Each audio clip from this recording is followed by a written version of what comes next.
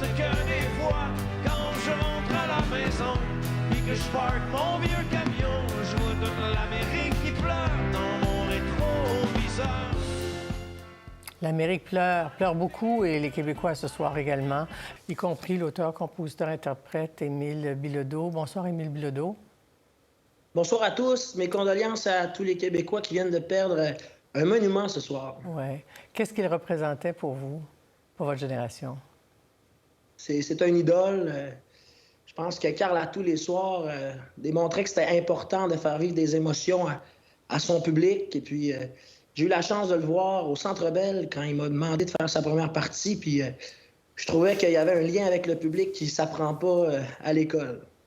Il vous a appris beaucoup de choses, l'art du métier de chanteur, oui? Exactement. Puis aussi, la communion entre ses musiciens, lui-même et son public.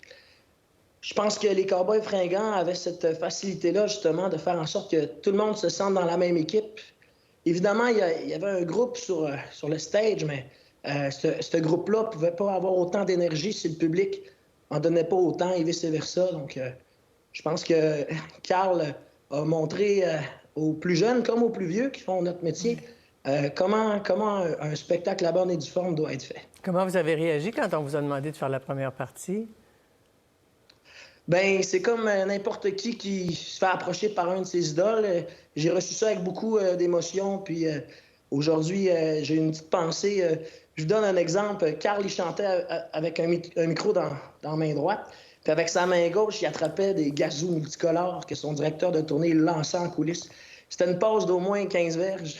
Il les attrapait, là, les doigts dans le nez, puis il relançait ça dans le public. Puis là, le public se battait pour attraper un gazou, puis pour faire partie de cette bande-là. Donc, comme je vous dis, ses qualités d'interprète, ses qualités de rassembleur, c'est des choses qu'on n'oubliera jamais.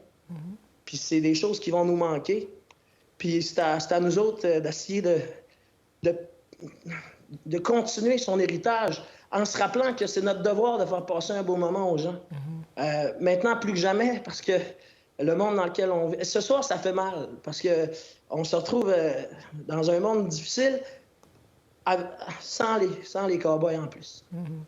Parce que oui, il y a eu des chansons humoristiques, mais il y a eu beaucoup de chansons engagées qui portent sur l'identité québécoise, sur l'écologie. Je pense à l'Amérique qui pleure, moi, qui me fait toujours penser à Donald Trump, là. Donc, oui. Le désespoir qui peut nous habiter par les temps difficiles. Mais qu'en même temps, avec la musique, nous poussait, nous donnait un élan.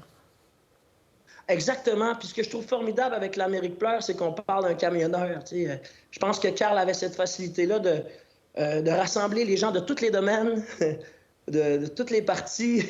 Pas tout le monde qui a cette facilité-là, mais je pense vraiment que Karl, ce qu'il laisse derrière lui, c'est justement une famille, une communauté.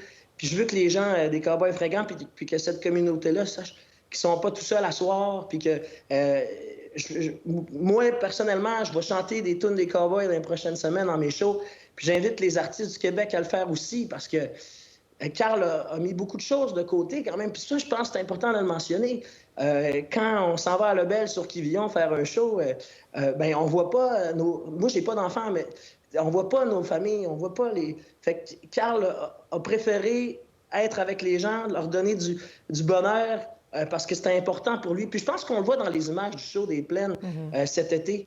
Tout l'amour qu'il a reçu, je pense que c'était le résultat de tous ses efforts au courant de sa carrière. Puis c'est à notre tour maintenant de faire notre travail en ayant Karl Tremblay en tête. Tant que vous parlez, on voit des images de spectacle. Il y avait une dégaine incroyable. Il sautait. C'était très, très festif. C'était la fête tous les jours à l'occasion d'un spectacle. C'est ce que vous avez ressenti, vous, en première partie? Ah oui, vraiment. Puis il faut dire que les Cowboys fringants, une de leurs forces, c'est la chimie entre chaque membre du groupe. Puis il faut dire que Karl était à l'avant, mais je pense que, comme je vous disais, là, ses musiciens lui en donnaient, le public lui en donnait. Fait que Karl essayait de redonner tout ça à tout le monde à part égale. Puis encore une fois, il faut qu'on ait une petite pensée pour ses amis, pour sa blonde, pour tous les gens qui ont vécu 25... Ses enfants, tous les gens qui ont vécu 25 ans d'intensité, 25 ans aussi de rayonnement culturel, parce que peut-être que le Québec n'a pas eu de pays, mais le Québec a eu les Cowboys fringants. C'est-à-dire que notre culture, notre poésie, les choses qu'on avait à dire ont été entendues dans notre vocabulaire en France grâce à ces gens-là. Ça va être un trou à remplir. Puis je pense pas qu'on va pouvoir le remplir. Les prochains projets de cette ampleur-là, il y en aura peut-être pas. Mais ce qui est sûr, c'est qu'on va faire de notre mieux pour continuer de chanter dans notre langue. Puis ça, c'est un des héritages de Carl Tremblay, parce qu'on n'a jamais douté du fait que de chanter Joual, c'était plate quand on regardait des shows des Cowboys fringants. Puis j'invite les jeunes artistes qui veulent faire de la musique à chanter québécois, parce que c'est plus grand que nous, ça fait partie de notre identité. Puis Carl a dédié sa vie pour cette chanson-là québécoise. On vous sent très ému. C'est comme si vous perdiez quoi? Un frère, un père, un complice, un grand amoureux de la vie. Puis... Ouais. Exact. J'ai appelé mon père, j'ai appelé mon parrain, j'ai appelé tout le monde. Je pense qu'aujourd'hui, tous les Québécois ont perdu un membre de leur famille. Émile Bilodeau, on vous offre à notre manière nos condoléances. Puis dites-nous une dernière chose. Ce serait quoi la première chanson que vous auriez le goût de chanter? Tant qu'il y aura de l'amour, chanson d'Aïve, 3, 4. On vous embrasse et puis je suis sûre que vous allez trouver vous allez trouver beaucoup de réconfort dans la musique des Cowboys. Au revoir, Émile Bilodeau. Pour voir nos émissions en entier, rendez-vous sur la chaîne Ici RDI.